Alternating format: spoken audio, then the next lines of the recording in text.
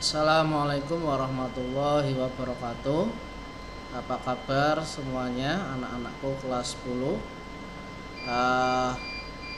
Semoga kalian semua dalam kondisi sehat, tidak kurang suatu apapun, dan kita semua tetap dalam lindungan Allah Subhanahu wa taala. Amin amin ya rabbal alamin. Ya, untuk anak-anakku kelas 10, pertama-tama Pak Zainal sampaikan selamat ya atas diterimanya kalian di SMA Negeri 2 Pemalang. Perlu kalian ketahui, banyak sekali calon peserta didik yang mendaftar di SMA Negeri 2 Pemalang, tapi harus terpaksa tereliminasi karena persyaratannya tidak terpenuhi. Untuk kalian bisa masuk ke SMA 2, ini suatu nikmat ya yang sangat besar, sehingga perlu kalian bersyukur. Bagaimana cara mensyukurinya? Ya, kalian jangan sampai setelah di SMA 2 ini santai-santai saja. Tujuan kalian mendaftar di sini tentu saja ingin belajar, ya enggak, supaya pandai kan gitu. Namun apa daya, ini kondisi masih pandemi ya, sehingga kita tidak bisa bertatap muka secara langsung. Ya, memang untuk pembelajaran daring itu banyak kelemahannya. Di antaranya kita tidak bisa bertatap muka. Kalian dalam menerima pembelajaran harus mengeluarkan biaya dan seterusnya. Tapi ya bagaimana lagi ya, karena kondisi masih belum memungkinkan untuk bisa berjumpa di sekolah. Mudah-mudahan kalian bisa memahaminya. Kemudian Pak Zainal ingatkan, sekarang kalian itu sudah duduk di bangku SMA, sudah dewasa, bukan seperti anak SMP lagi ya. Bukan seperti anak SMP itu kan masih malu-malu. Ini di SMA ini kalian kalau nggak bisa harus bertanya, tidak boleh malu-malu lah, karena kalian sudah besar, sudah dewasa. Bersikaplah seperti orang yang dewasa, jangan bersikap seperti anak kecil. Kemudian secara keilmuan, karena kalian sudah duduk di bangku SMA, ini juga secara keilmuan sudah mulai meningkat keilmuannya. Maka dari itu bersikaplah seperti orang berilmu. Jadilah seperti padi, semakin berilmu semakin merunduk. Jangan anak sekolah tapi tidak seperti anak sekolah, baik bertutur kata, bersikap dan seterusnya. Ini kalian harus bisa dibedakan antara anak sekolah dengan anak yang tidak sekolah ya. Kemudian dalam berkomunikasi, baik menggunakan WA, Telegram ya, media sosial, YouTube dan seterusnya, ini juga kalian harus memiliki kontrol diri. Ingat bahwa kalian hidup itu ada kaitan satu dengan yang lain. Apalagi sekarang kalian sudah jadi siswa SMA Negeri 2. Apapun yang ada di kalian, tentu saja nama SMA ini akan dibawa.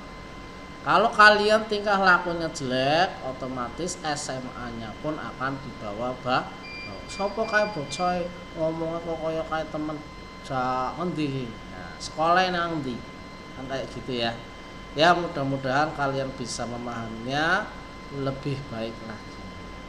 Jadi ingat, Rasulullah diturunkan ke muka bumi ini untuk memperbaiki akhlak, Jadi saya ingatkan, karena kalian semakin kesini ilmunya semakin bertambah, akhlaknya tolong ditingkat. Dengan bapak ibu guru kalau berbicara dengan sopan ya. Kemudian kalau WA pun yang sopan, memasang gambar ya, yang sopan juga. Ingat, kalian sudah duduk di bangku SMP. Ya, saya harapkan kalian lebih meningkatkan belajarnya lagi. Ingat, walaupun sekarang ini masa pandemi, ini nilai kalian itu dituntut yang tinggi, ya enggak? Jangan sampai karena pandemi terus nilainya menjadi turun. Yang tadinya di SMA, SMP misalnya 8 jadi 7. Ini kan menurun ya. Jadi jangan jadi alasan pandemi kok daring terus. Ya memang kondisinya seperti ini, mau gimana lagi. Itu ya. Oke. Ya, untuk materinya Pak Zainal adalah PKWU ya, prakarya dan kewirausahaan. Di SMA Negeri 2 Pemalang ini PKWU-nya ada 2 ya. Yang pertama adalah rekayasa, kemudian yang kedua adalah pengolahan. Kalau pengolahan ini bersama Bu Umi, ini diperuntukkan untuk siswa IPS ya, anak-anak IPS dan bahasa. Kemudian untuk anak IPA itu adalah PKWU-nya rekayasa bersama Pak Zainal. Oke ya. Untuk kelas 10 semester 1 rekayasanya adalah produk teknologi transportasi dan logistik. Silakan coba nanti kalian browsing ya, browsing di internet, cari di situ BSE Prakarya Rekayasa kelas 10 semester 1. Kemudian kalian cetak yang bab 2 saja, yaitu rekayasa. Nah, seperti ini. Ya, ini ya. Nah, rekayasa. Ini bab 2 ya, rekayasa. Wirausaha produk teknologi transportasi logistik. Cari yang cetakan 2017 ke atas. Kalau 2015 bukan ini ya.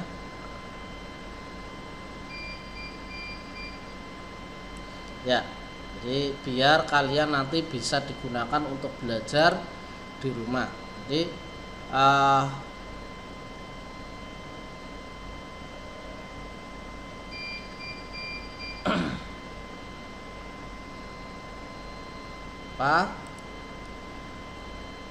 belajar daring tidak akan efektif manakala kalian itu tidak belajar mandiri dengan baik ya. Jadi silakan nanti kalian download, kalian pelajari. Kemudian kalian juga harus kalau Vicon harus mengikuti supaya kalian dapat penjelasan dari Pak Zainal. Jadi rajin-rajinlah kalian mencari referensi dari berbagai macam media dalam belajar. Karena apa? Kalau daring kaliannya itu tidak aktif, maka hasilnya kurang bagus. Ya, oke, kita lihat SKKD-nya ya. Ya, kita lihat KD-nya ya. KD-nya untuk KD pengetahuannya yaitu memahami karakteristik kewirausahaan,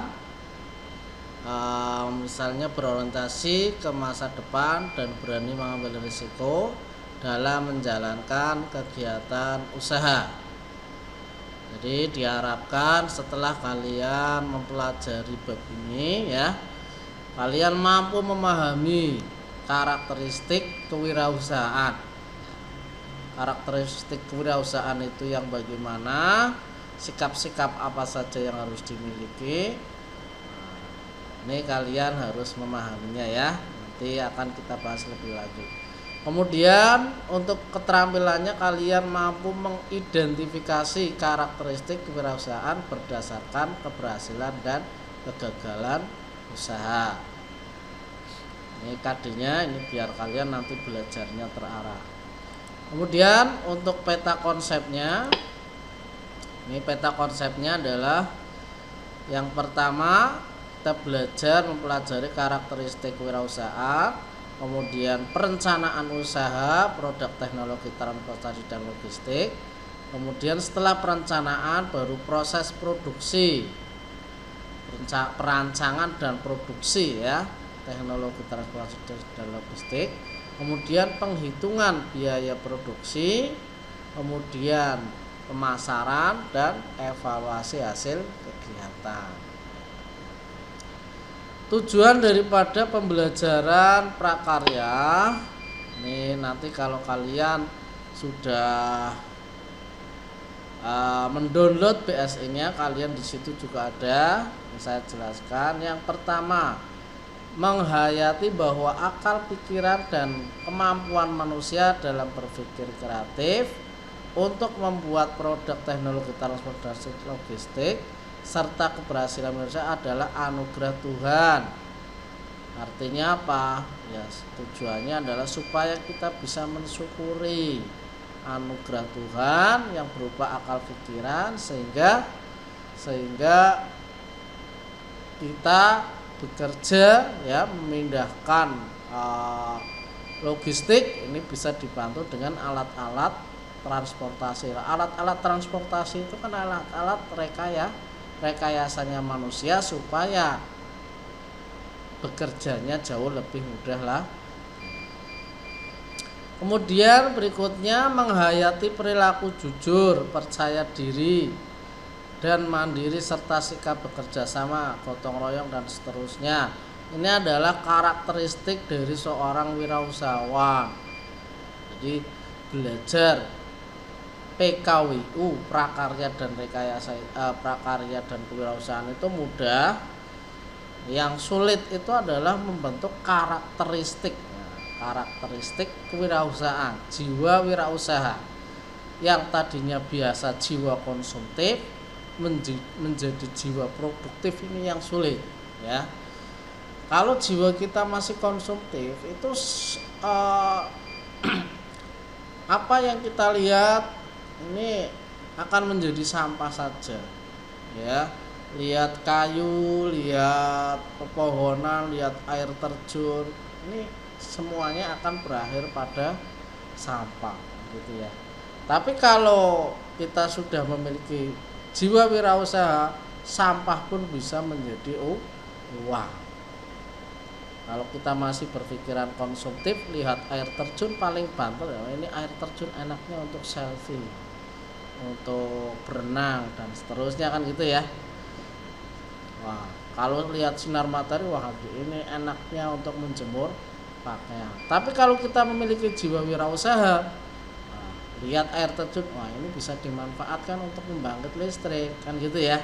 Lihat jerami, wah ini jerami bisa diolah, bisa menjadi buku, kertas dan seterusnya, jadi uang. Bahkan kotoran pun kalau yang melihat seorang wirausahawan, ini bisa jadi uang. Wah ini bisa dikelola jadi gas kan gitu ya. Gasnya bisa dijual untuk masak dan seterusnya. Jadi sekali lagi belajar ilmu prakarya itu yang sulit adalah membentuk karakteristik jiwa wirausaha. Kadang-kadang orang tuanya sukses ya, karena orang tuanya sukses anaknya biasanya nyantai. Ketika orang tuanya meninggal akhirnya bingung, usaha orang tua tidak bisa dilanjutkan. Mereka lupa tidak menanamkan jiwa wirausaha pada anak-anaknya gitu ya. Akhirnya apa? Sawahnya tadinya banyak, anaknya pergi ke sawah pun malu karena tidak memiliki jiwa wirausaha. Bapak ibunya pedagang ya, pedagang sukses. Ketika orang tuanya meninggal, anaknya nggak bisa menggantikan jadi pedagang. Mereka keluar saja malu, menawarkan saja malu. Membentuk karakter jiwa wirausaha inilah yang sangat sulit. Kemudian mendesain, membuat dan mengemas produk teknologi transportasi dan logistik berdasarkan identifikasi kebutuhan sumber daya teknologi dan prosedur berkaya.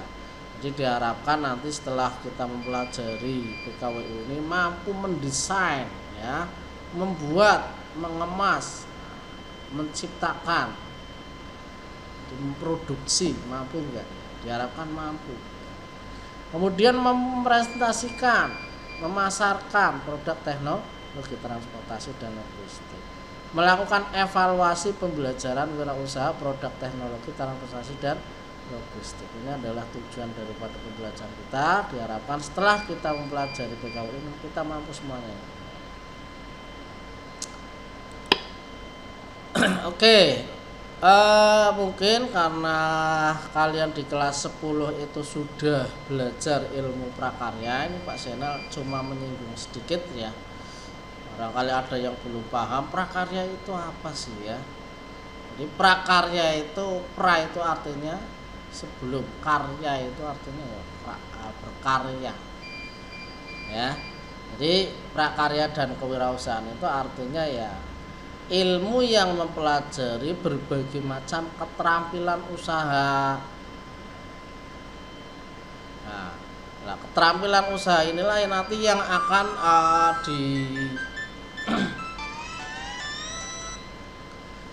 keterampilan usaha inilah yang akan digunakan nanti untuk usaha yang sesungguhnya di masyarakat, ya.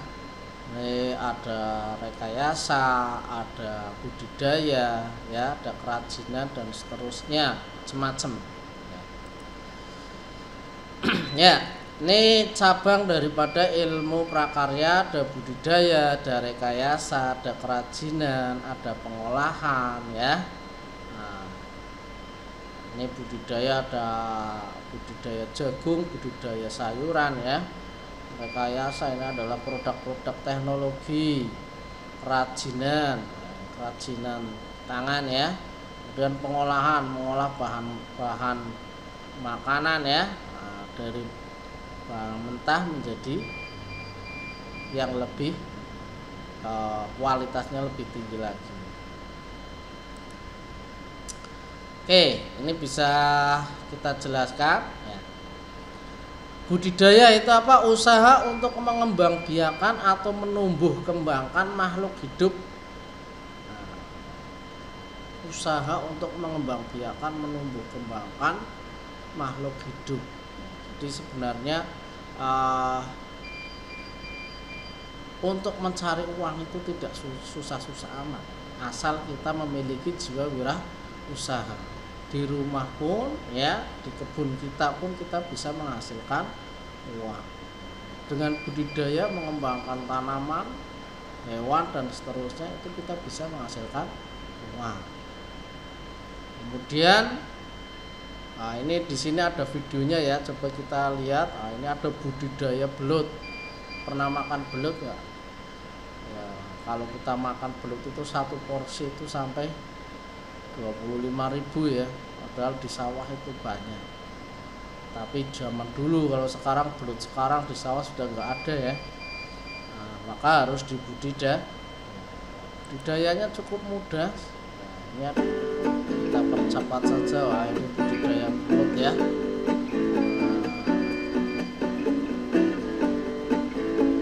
Nah, itu kan budidaya belut. Belutnya besar-besar, 1 kilo mahal itu, ya. Ada banyak cara pembudidayaan. Faktor utama yang sangat berpengaruh pada perkembangan belut. Jika air yang kita gunakan dalam budidaya belut tidak rutin dikontrol, maka akan sangat mempengaruhi pada perkembangan belut. Air yang baik digunakan untuk pembesaran sebaiknya menggunakan air sumur atau dari sumber mata air. Jangan menggunakan air dari PDAM, karena masih banyak mengandung bahan kimia seperti kapur untuk pemurnian air. Ketentuan dalam pemilihan bibit. Pagi hari, karena di waktu tersebut pengaruh intensitas cahaya matahari itu kan bisa mengotori air kolam.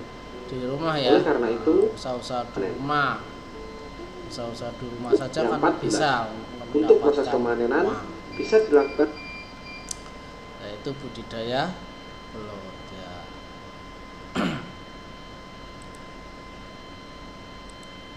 Kemudian ada budidaya ayam petelur. Nah, ini. Wah, kan? langsung makan guys. Kalau kalian punya lokasi di rumah, belakang rumah, bisa dibuat seperti ini. Tiap hari kita dapat uang. Jadi untuk dapat uang itu tidak terlalu sulit sebenarnya kalau kita mau berwirausaha. Saya senang banget. Tapi kalau yang tidak memiliki jiwa wirausaha, kebun kita yang luas pun ini bisa menjadi sampah. Hanya digunakan untuk mainan, hanya untuk buang sampah saja dan seterusnya ya. Enggak, saya berinisiatif, oh ternyata peluang bisnis ini sangat menjanjikan sehingga atau membuat pakan sendiri. Wah, Saya udah tiap dipanen hari sebenarnya. bisa panen telur ya. Lumayan lebar. Kita juga karena kita skalanya untuk bukan konsumsi pribadi ya, untuk kita putar lagi. Kita ambil yang di bawah lagi ya, siapa tahu tambah lagi berapa butir. Panen lagi guys. Kita cari mana yang ada telurnya biar nambah-nambah ya. Sebelumnya itu ada, belum kita bawa ke, ini ada satu guys. Oke. Ya, kemudian ada juga budidaya tanaman. Ya, budidaya tanaman, misalnya padi. Selalu punya sawah ini. Ya, ini juga bisa pakai hidroponik ya. Kesempatan kali ini saya ingin sampaikan bahwa padi yang kita tanam sistem hidroponik ini umurnya sudah 30 hari setelah tanam, 25 ya. Jadi kalau ini kalau di pot kita ini adalah perkembangan ikan kita yang dulunya cuma 4 sampingnya bisa sudah menjadi digunakan untuk budidaya lele. sampai di Jadi, usia 30. asal kita memiliki jiwa wirausaha yang tinggi, maka kita bisa menghasilkan uang walaupun dari rumah. Kemudian berikutnya ada ilmu rekayasa, yaitu penerapan ilmu pengetahuan dan teknologi untuk menjawab permasalahan praktis di tengah-tengah masyarakat. Ini adalah pemanfaatan ilmu pengetahuan dan teknologi. Jadi di tengah-tengah masyarakat banyak sekali masalah-masalah ya, pekerjaan yang sangat sulit ya. Nah, ini bisa dilakukan dengan mesin-mesin. Mesin itu adalah produk rekayasanya manusia. Zaman dulu pengolahan lahan itu memerlukan banyak orang menggunakan cangkul. Orangnya banyak tapi hasilnya sedikit. Nah, akhirnya apa, orang-orang yang pandai itu membuat suatu produk rekayasa supaya outputnya sama tapi orangnya sedikit. Dibuatlah mesin traktor. Traktor itu adalah produk rekayasanya manusia. Ini ya, ini jadi semua produk teknologi adalah produk rekayasanya manusia. Ini mesin cetak batu bata. Kalau dulu kan cetak batu bata itu kan lama ya, seperti itu manual. Sekarang sudah ada mesinnya. Ini adalah produk rekayasanya manusia. Produknya hasilnya bagus, waktunya cepat ya.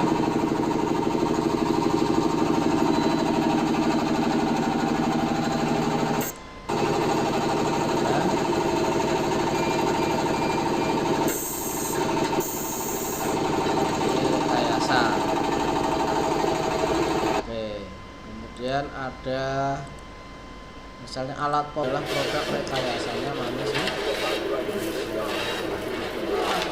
Sekarang bangkong itu cukup satu orang saja dengan teknologi yang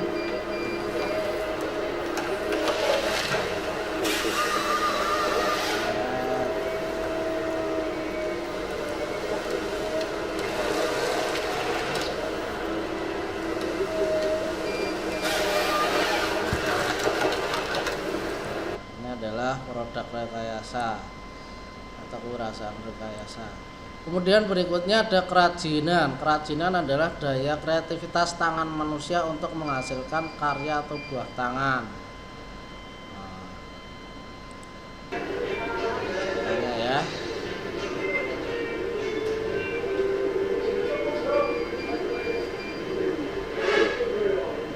Ya.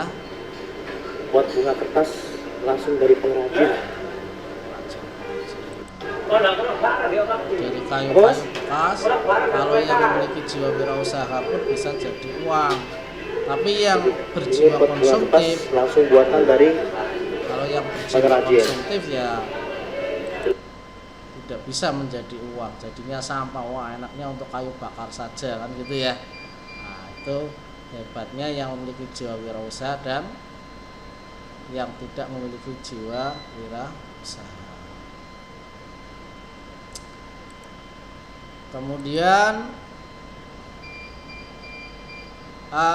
pengolahan, mengubah bahan mentah menjadi barang setengah jadi atau menjadi barang yang lebih bernilai lagi. Misalnya dari teligu ya, ini misalnya kamir. Kalau misalnya kamir itu apa? Kalau misalnya dari berasnya saja, nah itu kan harganya paling berapa beras 1 kilo misalnya 10.000 ya atau 8.000. Kalau sudah jadi kamir, wah itu paling cawek ya, itu harganya sudah 20.000. Itu kan untungnya sudah berapa saja. Kemudian pengolahan juga bisa dilakukan untuk pengawetan makanan. Misalnya kalau misalnya musim buah ya itu kan banyak sekali, kalau tidak diawetkan itu akan muspro, podo bosok tok. Maka diawetkan, dibuat sirup dan seterusnya ya. Nah, itu ilmu prakarya di bidang pengolahan. Ya, untuk Pak Zainal nanti kita akan belajar berwirausaha yaitu di bidang rekayasa, yaitu penerapan ilmu pengetahuan dan teknologi untuk menjawab permasalahan praktis di tengah-tengah masyarakat ya. Kemudian wirausaha. Wirausaha itu apa sih? Wirausaha itu berasal dari kata wira dan usaha. Wira itu artinya pejuang, pahlawan, manusia unggul. Ini enggak sembarangan orang dikatakan wirausaha ya. Itu betul-betul orang yang tangguh, enggak pantang menyerah. Jatuh bangun lagi, jatuh bangun lagi. Jadi untuk menjadi seorang wirausahawan ini butuh mental baja yang luar biasa. Usaha, pembuatan amal, bekerja, berbuat sesuatu. Jadi yang namanya usaha itu bukan diam diri, tapi harus ada gerakan. Nah, makanya kalau dalam ilmu fisika itu adalah usaha itu rumusnya F kali S. S ini jarak. Ya. Jadi yang namanya usaha itu harus ada jarak. Bagaimana biar ada jarak? Ya pasti ada gerakan, bergerak. Jadi jangan bilang berusaha kalau hanya berdiam diri saja. Misalnya hanya berdoa saja. Berdoa ya nanti setelah kita berusaha. Jadi wirausaha adalah mereka-mereka seorang yang memiliki jiwa yang tangguh ya, mental baja untuk bekerja ya.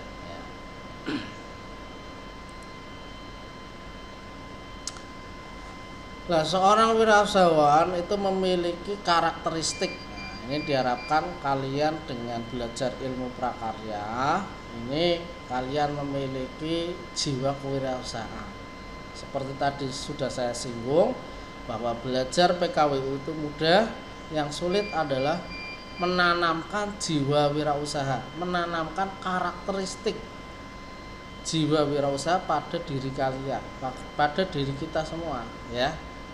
Apa sih karakteristik wirausahaan itu? Yang pertama, percaya diri. Orang yang tidak percaya diri ya tidak bisa menjadi wirausahawan. Mau membuat suatu usaha dimentai-mentai kancane percuma nggak laku nanti rugi gulung tikar, akhirnya nggak jalan. Berorientasikan tugas dan hasil. Jadi seorang wirausahawan itu pasti orientasinya tugas dan hasil. Untung ruginya itu selalu dihitung, ya, tidak asal-asalan. Kalau hasilnya kurang bagus, pasti dia akan melakukan strategi terobosan-terobosan untuk supaya hasilnya menjadi lebih bagus. Berani mengambil risiko. Jadi seorang wirausahawan harus berani mengambil risiko. Kalau tidak berani mengambil risiko, jangan coba-coba menjadi seorang wirausaha. Risikonya seperti itu. Jadi banyak wirausahawan yang ya kalau kita lihat seorang wirausahawan kan seperti itu ya, ada seperti peluang bisnis langsung ambil. Nah, kadang-kadang risikonya nantilah, pikirnya nanti. Kalau kita terlalu banyak memikirkan risiko, maka kita tidak akan berani melangkah. Kepemimpinannya harus bagus ya, karena suatu saat nanti kita punya anak buahnya bukan satu, kadang banyak ya. Kalau tidak memiliki kepemimpinan, nanti kalau usahanya sudah besar, banyak karyawannya, kita tidak bisa memimpin. Kemudian keorisinalitas atau keaslian. Ini keasliannya ini harus dijaga. Jangan sampai seorang wirausahawan sukanya menyontek ya. Kalau bisa itu mampu dengan ide-ide kreatifnya mampu menciptakan sesuatu yang baru dari dirinya sendiri. Kemudian berorientasi ke masa depan, harus berpandangan masa depan. Jangan wirausahawan kok pikirannya kok sempit ya. Jadi diharapkan pikirannya jauh ke depan. Kira-kira usaha seperti ini bisa bertahan berapa tahun. Jangan hanya memikirkan di tahun ini saja. Tapi seorang wirausahawan harus selalu update ya, supaya usahanya itu tetap berlangsung. Jangan sampai baru 1 tahun sudah gulung tikar. Karena apa? Tidak mampu membaca ke depan. Tapi kalau pengusaha yang bagus ini sudah mau membaca 2-3 tahun ke depan. Ini usaha saya kalau tahun berikutnya harus ditingkatkan supaya kesini. Kalau kesini usaha saya akan laris dan seterusnya. Ya. Ya, ini adalah biografi pengusaha sukses.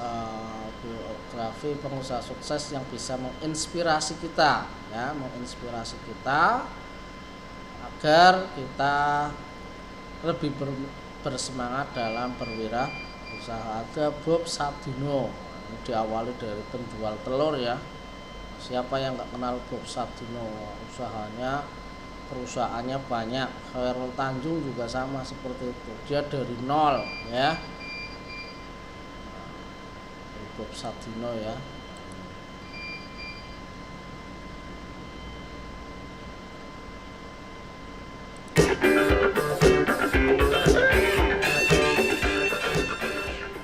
Halo semuanya, kembali lagi di channel Denjaya. Kali ini saya akan membahas biografi Bob Sadino. Nah, sebelum lanjut, ayo dukung channel Denjaya ini dengan dan celana pendek yang Bob memutuskan untuk keluar dari pekerjaannya karena ia memiliki tekad untuk bekerja secara mandiri. Pekerjaan pertama yang dilakoninya setelah keluar dari perusahaan adalah menyewakan mobil Mercedes yang ia miliki, ia sendiri yang menjadi sopirnya. Namun sayang, suatu ketika ia mendapatkan kecelakaan yang mengakibatkan mobilnya rusak parah.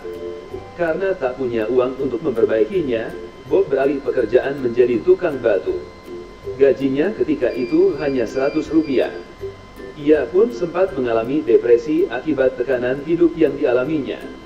Suatu hari, temannya menyarankan Bob memelihara ayam untuk melawan depresi yang dialaminya. Bob tertarik. Ketika beternak ayam itulah muncul inspirasi berwirausaha. Bob memperhatikan kehidupan ayam-ayam ternaknya. Ia mendapat ilham, ayam saja bisa berjuang untuk hidup, tentu manusia pun juga bisa.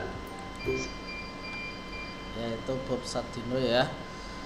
Kemudian ada lagi Khairul Tanjung ya. Ini Khairul Tanjung juga bagus ya. Belajar dari biografi Bapak Khairul Tanjung, si anak singkong, sang pendaki tangga kesuksesan dari pekerja serabutan hingga mempunyai kerajaan bisnis di berbagai bidang. Dan kesuksesannya itu dimulai dari nol. Julukan si anak singkong yang disematkan kepada Khairul Tanjung dikarenakan beliau memiliki latar belakang keluarga yang sederhana. Mari kita simak kisahnya agar dapat menginspirasi kita semua. Ya, kalian juga bisa melihat biografi selengkapnya nanti di YouTube ya. Itu banyak sekali pengusaha-pengusaha sukses dari nol. Jadi ke depan manakala kita mencari pekerjaan yang sangat sulit, wirausaha bisa menjadi alternatif ya. Syaratnya ya tadi kalian harus mulai sekarang memupuk jiwa wirausaha ya. Pupuklah karakter jiwa wirausaha pada diri kita sehingga suatu saat kita membutuhkannya itu kita mampu ya. Kalau misalnya belum memiliki jiwa wirausaha, masih bersifat konsumtif terus, selamanya kita akan menjadi seorang kuli, bukan menjadi seorang bos. Wirausahawan adalah seorang bos. Ciri seorang bos adalah tidak diatur. Tapi kalau seorang karyawan pasti diatur oleh sama bos. Ya, terima kasih atas perhatiannya. Semoga bermanfaat. Saya akhiri. Assalamualaikum warahmatullahi wabarakatuh.